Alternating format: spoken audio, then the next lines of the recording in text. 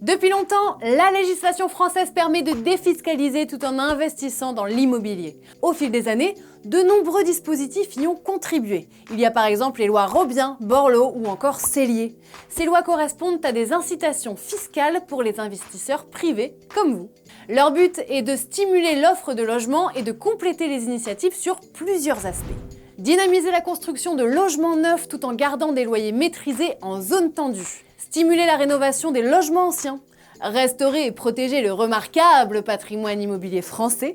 Soutenir l'offre de logements à destination des plus fragiles. Bon, c'est un peu technique, mais pas de panique. Dans cette vidéo, nous allons découvrir les différents dispositifs fiscaux en vigueur, leurs spécificités et leurs objectifs de manière simple. Promis. Intéressé par l'investissement immobilier, la formation La Cité arrive bientôt. Préinscrivez-vous pour ne manquer aucune info.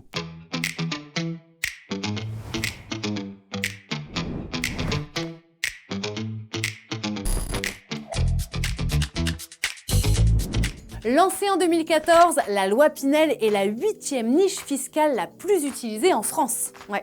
Ce dispositif permet de réduire son imposition de 12 à 21% sous réserve d'acquérir un logement avec certains critères. Dans une zone géographique, neuf ou à construire, respect des normes énergétiques et environnementales, et pour en bénéficier, le propriétaire doit respecter différents critères financiers comme le niveau de ressources des locataires ainsi qu'un loyer plafonné. Prochainement, le Pinel Plus verra le jour et conditionnera ses avantages fiscaux avec d'autres critères portant notamment sur la qualité du logement, comme sa superficie et son exposition. Denormandie et déficit foncier s'adressent aux acquéreurs de logements anciens à réhabiliter. Même si le mécanisme de réduction d'impôt diffère, il s'agit dans les deux cas de réaliser beaucoup de travaux. La loi Denormandie permet de bénéficier d'une réduction d'impôt équivalente à la loi Pinel. C'est-à-dire 12 à 21%. Ah oui, vous êtes un peu comme moi, hein, pour la mémoire des chiffres, on repassera. Pour bénéficier de la réduction d'impôt, le montant des travaux doit représenter au moins 25% de l'investissement total. De son côté, le déficit foncier est intéressant pour les investisseurs qui sont soumis à une forte imposition ou pour éviter d'alourdir celle-ci avec des revenus fonciers. Il permet de déduire les charges des travaux effectués sur le loyer ainsi que les intérêts du crédit immobilier. Si elle le dépasse, le déficit se reporte sur le revenu global. Enfin, si le déficit foncier est un dispositif sans contrainte spécifique, le Denormandie est limité à certaines zones géographiques. Pourquoi ? Pour redynamiser l'offre locale en logement.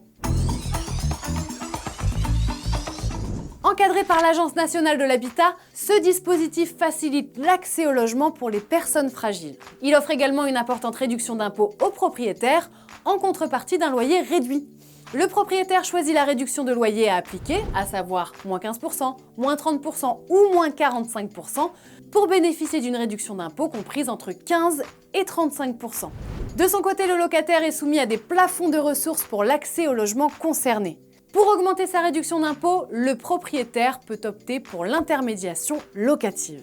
Il s'agit de confier la gestion du bien à une agence immobilière à vocation sociale pour bénéficier d'une bonification de l'avantage fiscal pouvant aller jusqu'à 65% de réduction d'impôt et d'une prime jusqu'à 3 000 €. Oh la vache! Ouais, je sais, ça fait souvent cet effet-là.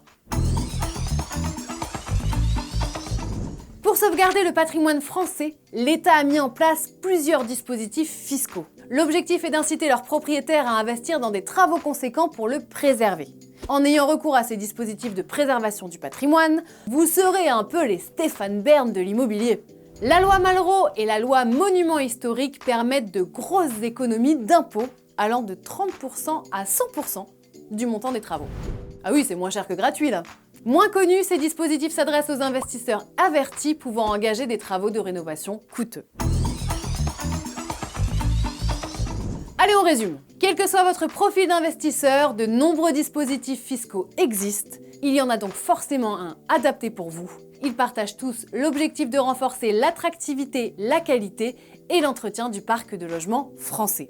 Certains ont également pour noble vocation de rendre accessible la location aux personnes modestes ou fragiles tout en défiscalisant. Comme ça, tout le monde est gagnant.